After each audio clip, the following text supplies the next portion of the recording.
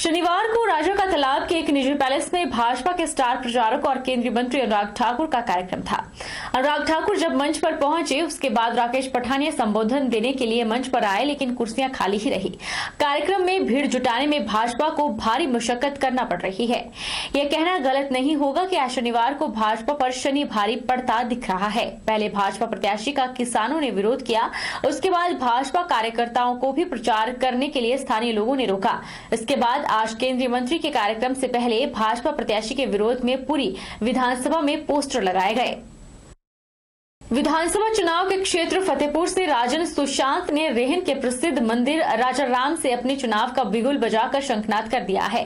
राजन सुशांत ने कहा कि भगवान राम का वनवास 14 साल का था और फतेहपुर में मेरा वनवास 15 साल का हो गया है। भगवान राम के वनवास से वापस आने पर दिवाली मनाई गई थी, उसी तरह फतेहपुर की जनता भी 2 नवंबर को दिवाली मनाने जा रही है। फतेहपुर से आजाद प्रत्याशी राजन सुशांत ने मंच पर संबोधित करते हुए कहा कि भगवान राम का वनवास 14 साल का था और मेरा 15 साल का हो गया है। भगवान राम के वनवास से वापस आने पर दिवाली मनाई गई थी, उसी तरह फतेहपुर की जनता भी 2 नवंबर को दिवाली मनाने जा रही है। मंच से ऐलान करते हुए उन्होंने कहा कि मुझे फतेहपुर की जनता 2 नवंबर को विधायक बना रही है। मेरा वनवास खत्म हो रहा है और अब फतेहपुर का विकास शुरू होने को है। उन्होंने कहा कि सरकार डरी हुई है क्योंकि अब उसे काम करना होगा। राजन सुशांत ने कहा कि वे विधायक बनने के बाद भी धरना स्थल पर ही बैठेंगे और कार्यालय भी यही होगा। साथ ही जब तक ओल्ड पेंशन स्कीम लागू नहीं हुई ये धरना चलता रहेगा। 4 को दिवाली की खुशी मनानी है। भगवान राम के अयोध्या लौटने पर 4 नंबर को दिवाली मनानी है और राजन सुशांत के फतेहपुर की सत्ता में लौटने पर 2 नंबर को दिवाली मनानी है। हमने 2 नंबर दिवाली का मौसम आ रहा है। चुनाव चिन्ह बता दिया, मेरा कमल का फूल नहीं है, हमारा चुनाव चिन्ह गैस का सिलेंडर है। आशीर्वाद दीजिए, कृपा करिए। इसके बाद मैं सारी पब्लिक में कल से घूमूंगा, मोहल्लों में जाऊंगा। आगामी उपचुनावों के लिए सियासी सरगर्मियां तेज हैं। कांग्रेस के प्रदेश प्रवक्ता नरेश चौहान ने सोलन में पत्रकार वार्ता के दौरान कहा कि देश प्रदेश में महंगाई आउट ऑफ कंट्रोल है। सभी चीजों के रेट बढ़ रहे हैं जिससे आम जनता परेशान है। चौहान ने कहा कि भाजपा मुद्दों से भटककर चुनाव जीतना चाहती है, जिसके लिए वह महंगाई, बेरोजगारी सहित जनता के मुद्दों से भाग रही है और जो मुद्दे नहीं है उन्हें बेवजह मुद्दा बनाया जा रहा है। कांग्रेस प्रदेश प्रवक्ता नरेश चौहान ने कहा कि आज तेल सहित रोजमर्रा में काम आने वाली वस्तुओं के दामों में लगातार बढ़ोतरी हो रही है। सरकार का कोई कंट्रोल नहीं है और सरकार को पता है कि वह जनता के बीच इन मुद्दों को लेकर गई तो वह कहीं की नहीं रहेगी, इसलिए वह मुद्दा विहीन राजनीति कर रहे हैं और बेवजह के मुद्दे को तूल दे रहे हैं। उन्होंने दावा किया कि प्रदेश में होने जा रहे चारों उपचुनावों में कांग्रेस पार्टी की विजय होगी और सरकार को अपनी करनी का फल जनता अपने विवेक से देगी। भले ही ये कितने ही मुद्दे जनता को भटकाने की कोशिश करे, अब जनता इनके बहकावे में आने वाली नहीं है। महंगाई और बेरोजगारी इस देश में, इस प्रदेश में मुद्दा नहीं है, समस्या है।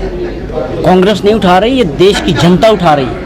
और ये आपको मुद्दा कम लगता है? इसके अलावा कोई और मुद्दा दिखता है? इस वक्त जनता के सर्वाइवल का सवाल है कि किस प्रकार रोजी रोटी, अपने बच्चों का खर्चा, अपने परिवार का खर्चा चलाना मुश्किल हो गया। आप महंगाई का सवाल करते हो, अनकंट्रोल्ड है इस देश में, मतलब आपको खुला छोड़ दिया गया है कि जिसको जो दिल करता है खुद आप अपने कीमतें तय करें। आज डीजल पेट्रोल शतक मार रहा है और आप एलपीजी की बात करें 1000 से ऊपर हो चुका है। खाने पीने की वस्तुओं की कीमतें आसमान छू रही है। और आप किसी और सेक्टर की बात करें, कंस्ट्रक्शन की करें, सीमेंट की करें, सरिया, मतलब कोई क्षेत्र नहीं। बिल्कुल कांग्रेस कहीं नहीं गिर रही, भाजपा बैकफुट पे है और भाजपा का नेतृत्व ये समझ चुका है हिमाचल प्रदेश में कि हम जनता के बीच जाने के लिए हमारे पास मुद्दे नहीं है। 4 साल में विकास की दृष्टि से प्रदेश भटक गया है, पिछड़ गया है।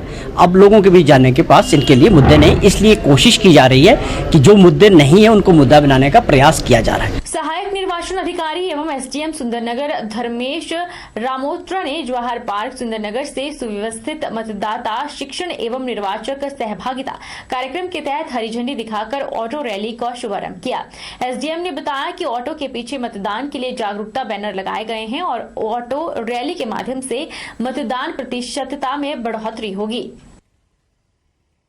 लोकसभा का बाई इलेक्शन है वो 30 अक्टूबर को इसमें मतदान होना है।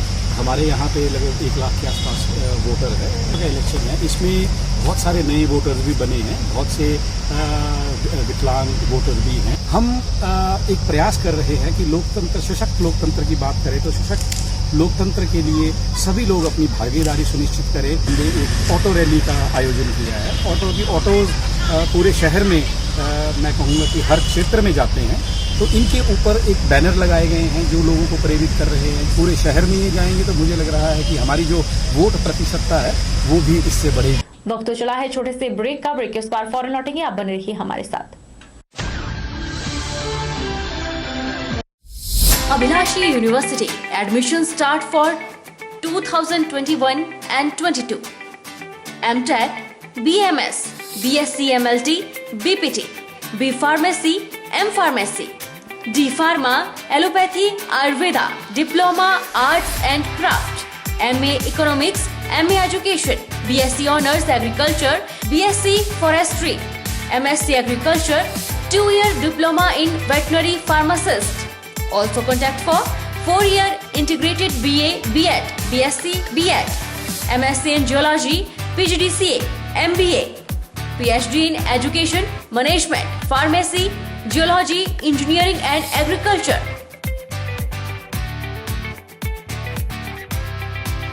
Contact for admission. Abhilashi University, Chalchok, District Mandi, Himachal Pradesh.